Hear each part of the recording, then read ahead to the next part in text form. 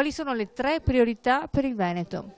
Allora, noi abbiamo nel nostro punto di programma, anzi nel nostro programma, un solo punto, che è l'indipendenza del Veneto, e cioè il referendum per l'indipendenza del Veneto attraverso un percorso istituzionale pacifico e democratico. Non chiediamo altro e non abbiamo altro da proporre, perché questo non vuol dire che non abbiamo idee ne abbiamo tantissime, ma sappiamo bene che la Regione Veneto, comunque sia, se verrà riconsegnata alle persone che hanno governato per 20 anni, potrà solamente rimanere la solita Regione Veneto, che già di fatto, usando un termine improprio, è commissariata dallo Stato italiano, perché restano solamente le briciole. Noi abbiamo un residuo fiscale di 20 miliardi che ogni anno regaliamo allo Stato italiano. Che cosa fa il presidente di una regione come il Veneto? Ha prima la Corte dei Conti, poi il magistrato Raffaele Cantone, poi i prefetti. Che cosa è che amministra, voglio dire? Le briciole delle briciole. L'80% del bilancio se ne va per la sanità, poi resta ben poca cosa. Allora noi non vogliamo illudere i veneti per l'ennesima volta e dire: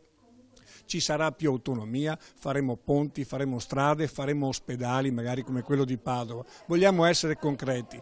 Prima fateci fare il referendum. Ma è possibile? Perché di indipendenza se ne parla da tantissimo tempo. È realmente possibile l'indipendenza veneta? Certamente che è possibile l'indipendenza veneta, è l'unica soluzione che esiste, perché l'indipendenza si ottiene attraverso l'esercizio di un diritto, ed è il diritto all'autodeterminazione e appartiene alla sfera del diritto internazionale. L'autonomia invece, è giusto ricordarlo, quella che propina la Lega è quella melassa autonomista che parla sempre più di autonomia, perché tanto il programma della Lega è sempre più simile a quello del PD. Che cosa ti dice? Che daremo più autonomia, addirittura parlano di maggiore autonomia, usano anche il comparativo. Ma se non c'è una sola legge in 20 anni di autonomia, di cosa stiamo ancora parlando? L'autonomia passa attraverso il Parlamento romano, e questo Parlamento, per fare una modifica costituzionale, per trasformare il Veneto come il Friuli Venezia Giulia, come il Trentino Alto Adige, avrebbe bisogno di una maggioranza qualificata del 75%. Allora ci rendiamo conto che stiamo dicendo delle bugie